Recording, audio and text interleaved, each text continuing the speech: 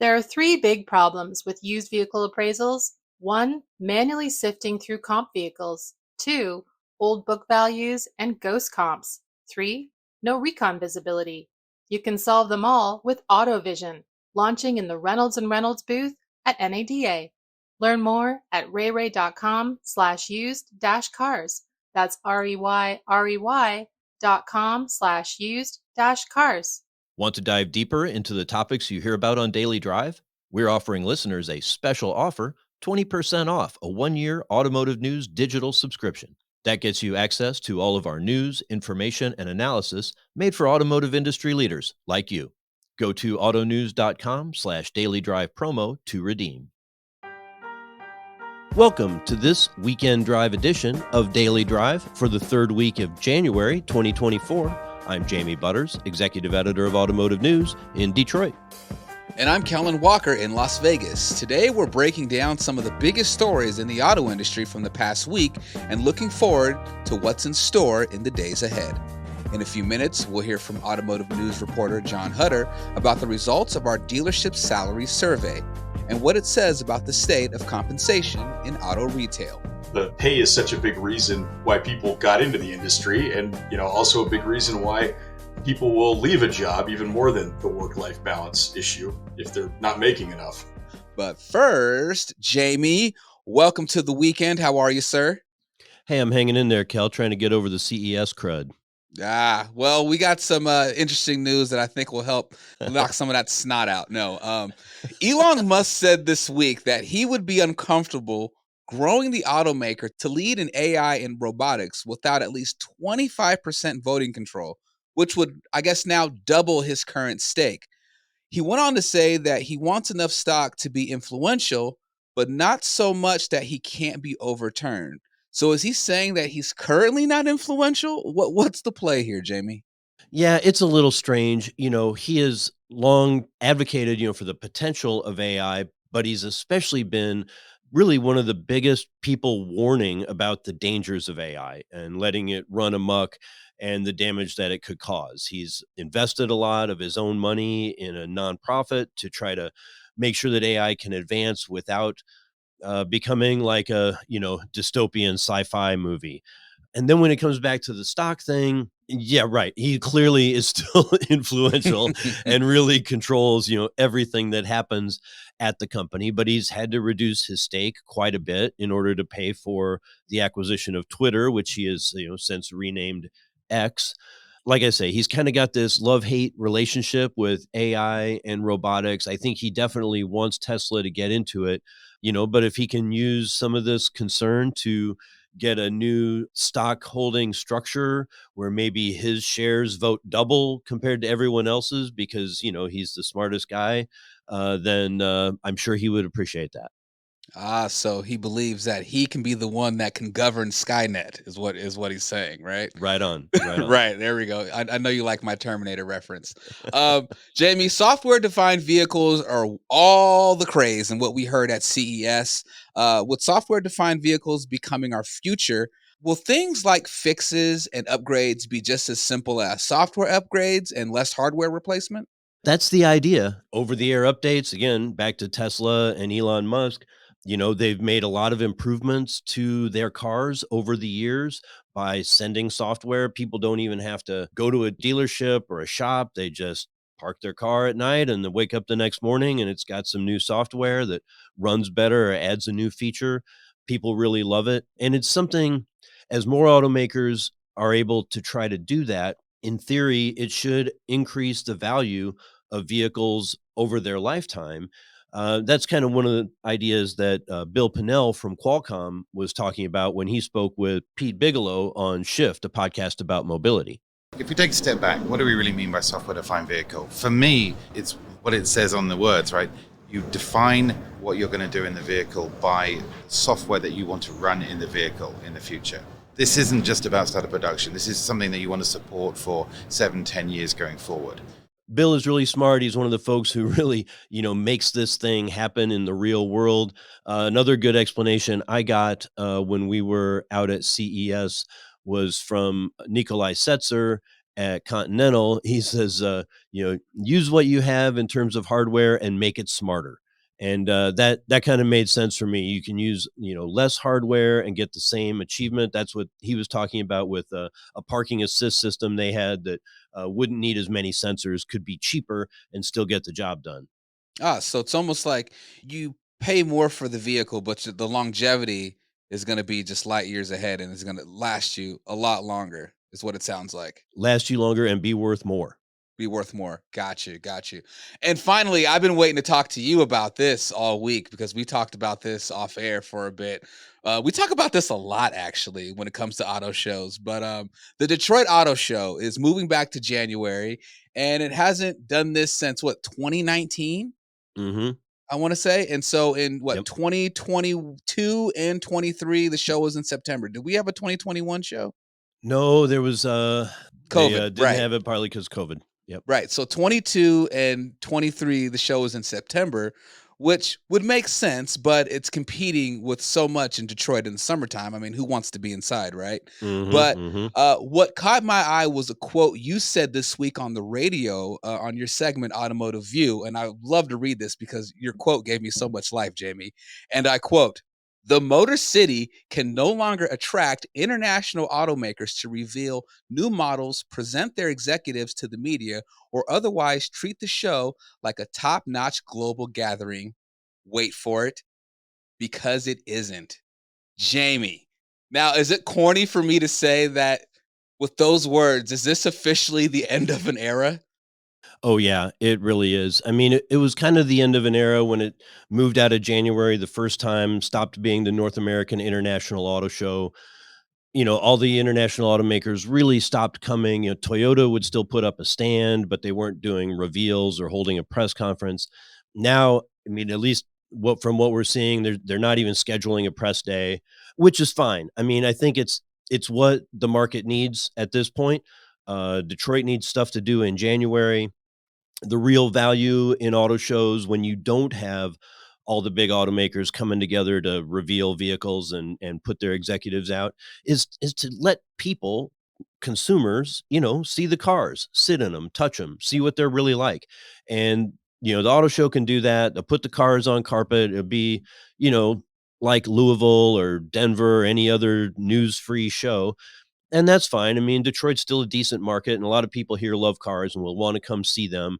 And maybe they can keep the cost down, and it'll give a little business to the local hotels and restaurants in January when they're otherwise twiddling their thumbs between Lions games. So does that mean that in the summertime that the Battery Show will now own the summer?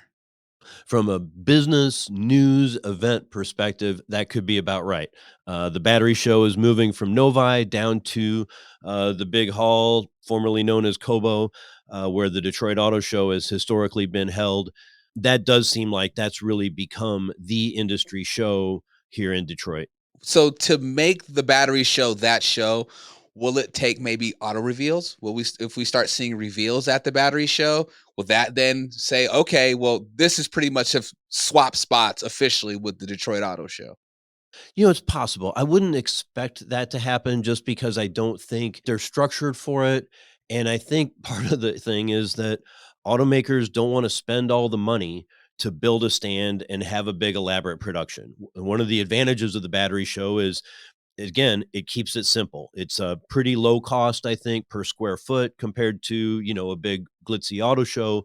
People can just get together, they can go around, they can see each other's technology, you can meet with people, but you don't have to spend millions of dollars on a big production. Gotcha. Interesting chat, Jamie. Coming up, the results are in for our dealership salary survey. Our own John Huetter joins us to talk about them next on The Weekend Drive. Daily Drive is kicking off the new year by reviving an old name in a new format. We're bringing back a Weekend Drive edition of Daily Drive. Jamie and I will go deeper into the biggest automotive stories of the week. Every weekend, you'll hear fresh insights, analysis, and what has me running hot, if not overheated. To think that's going to get done in a little over a year, is foolishly optimistic. That's a little dark, but let's shift to something a little more positive. You'll also hear from our experts in the newsroom here at Automotive News about the latest industry trends and topics. EV sales are not declining. That's the narrative we're kind of seeing outside of the industry. They aren't declining, but the pace of growth definitely has slowed. Come back this weekend for our Weekend Drive edition of Daily Drive. And of course, tune in every weekday for all the news you need to know to keep up in the auto industry. Data is the backbone of your used vehicle department. You need it to find accurate comp sets and to best understand your market in order to make precise appraisal and pricing decisions. But it feels like you're always struggling to get the information you need. How much time do you spend sifting through comps because there are outliers that don't match the vehicle you're appraising? Do you frequently make manual adjustments to pricing recommendations? Reynolds' newest inventory management solution, AutoVision, can help. AJ McGowan, president and founder of AutoVision, explains how. If you look at the way that cars are traditionally priced, you can get down to specifics in terms of, what zip code is it in and, what options does it have on it, some of those sorts of things. But the thing that's never really taken into account is, that dealer's, specific view of the market. Our goal with AutoVision was to use, technology that's available now to do real-time processing, which allows dealers to really set their view of the market into AutoVision. And then we use our tools to analyze the data that's there and show them this is what this vehicle is worth to you. AutoVision can help you run your used vehicle department with precise comp sets, real-time inventory data, and reconditioning insights. Visit rayray.com/used-cars to find out more. That's rey.com/used-cars. Welcome back to Weekend Drive. I'm Jamie Butters with Kellen Walker. Last fall, Automotive News joined Automotive News Canada to field a salary survey of franchise dealership employees. We sought out people in positions ranging from dealer principals and general managers to service technicians and sales representatives, and numerous other jobs across franchise stores. Now the results are in, and here to talk about the biggest takeaways is our own John Huetter, who covers retail for us here at Automotive News. John Huetter, welcome to this Weekend Drive edition of Daily Drive. Hey, glad to be here. You've been hard at work poring over data from the inaugural U.S. dealership salary survey. One thing about this industry, it does pay well, doesn't it? Oh, yeah. I mean, it was, the average was like, more than double what kind of the average American makes. So yeah, big money, long hours. Long hours. What kind of hours are we talking about? Like, more than 50 a week. So you've got to put in your time. Yeah. We've talked to a lot of dealers about trying to have maybe slightly more manageable work hours or, fewer days a week. But the culture of the industry and the retail side has always been these long hours and people working hard for the money. Yeah. Yeah. I mean, and you kind of can tell that with some of the, some of the responses we got from the survey when we take the answers. People would kind of be like, well, I have no work-life balance, or, I'm just spending too much time here. But, at the same time, it's like the pay is such a big reason for why people got into the industry. And, also a big reason why people will leave a job, even more than the work-life balance issue, if they're not making enough. Yeah, there's nothing worse than putting in long hours and not making enough. Right. So a lot of the people who responded to the survey, or the average, I think, they had some pretty long tenures. It seemed like that might indicate that more of them are in senior positions and among some of the higher earners. Would that be right? Yeah, absolutely. I mean, we found that, by far it was managers that responded. Now that could be down to not down to, but, like a sales manager, like not necessarily like the CEO or something, but yeah, managers were like more than 80% of the pool we got. People had, more than 25 years of experience on the job was our average tenure. I'm sorry, not on the job, but in the industry. Yeah. But then you're probably not talking about, porters who are putting in, Right. who are new and just driving cars around and wiping them down nicely. Right, exactly. I mean, we had, porters were certainly welcome to take the survey. I mean, I think a couple even might have, but yeah, on the whole, it's a more senior group. definitely skewing toward the manager types, sales managers, general managers, and all that. Yeah. So, what did we see in the gender breakdown? Was that an interesting set of data? Yeah, absolutely. One of the things we found was that while both men and women make way more than the average American, men were making triple while the women were making double. So that was obviously very interesting to us. It's long been, very macho culture in the dealerships. It seems like something that maybe is evolving a bit, but maybe still has a long way to go. Yeah, exactly. And it was interesting because one of the things that was like the statistically significant differences between men and women was their perception of the industry as, unwelcoming to women. It was for men, it was something like, around like 6 or 7%. And with women, it was over like 20. And so, and so there's kind of a difference in how, the two genders kind of perceive the industry. Yeah, that's a different ratio. Although I guess if 20% of women think that the industry is not as friendly to women as it should be, does that mean 80% are Yeah. satisfied? I mean, that kind of seems good. Yeah, exactly. I mean, they definitely didn't check that option, as an issue. So yeah, and you'd see also with like that when we ask people about their complaints about the industry or what were because we asked positives and negatives, and you'd see people where they would say, well, I have no doubt these things exist, but it's not at my place. I've worked there. It goes both ways. It's a little like the Congress thing, right? Right. Everyone hates Congress except for my congressman. Yeah, exactly.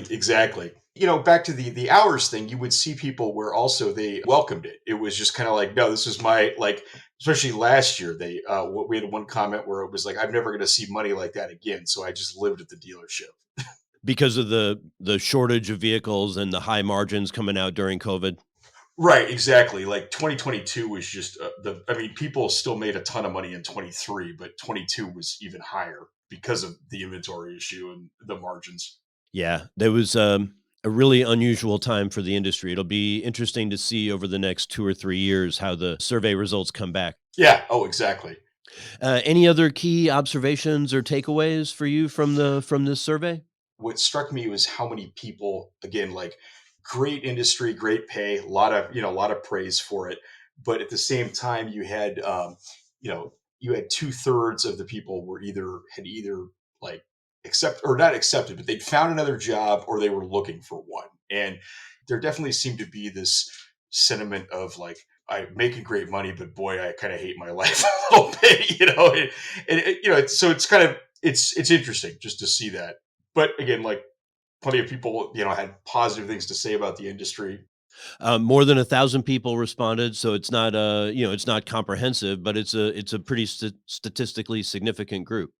Oh yeah, yeah, great numbers, great response. So thanks to everybody who did that. Yeah. Well, it's definitely an issue that that we see auto dealers grappling with, wanting to make sure that they pay enough to keep the best people and keep them competitive, but also trying to make sure that their lives are sustainable and livable because so that they can have a family and enjoy it and not have their kids resent them even if they're driving a nice new car if they don't Right, feel like they have a connection with their parent because they're always at work making the money. right. Well, and that was, the other thing with the money, just people getting into it for the money, like they're dead right. That was the other thing that kind of struck me because we were able to pull, education level and like tenure and you could be just starting out and make six figures. You could have a high school degree and make six figures. So it's also a great business to be in that regard. Not a lot of places offer that kind of opportunity. Right, exactly. John Huetter is a reporter on the retail team here at Automotive News. John, thanks so much for joining me on Weekend Drive. Hey, thank you. That's all for this Weekend Drive edition of Daily Drive. I'm Jamie Butters. And I'm Kellen Walker. Thanks to Automotive News coordinating producer Jake Neer for his help on today's podcast. You can get the latest news on retail, car shows, and everything happening in the auto industry at autonews.com. Come back on Monday for an interview with Nissan CEO Makoto Uchida. For me, we cannot only make one plan. We should anticipate a couple scenarios. And if A comes, how are we going to react? If you enjoy the podcast, remember to like, leave a review, and subscribe so you never miss an episode.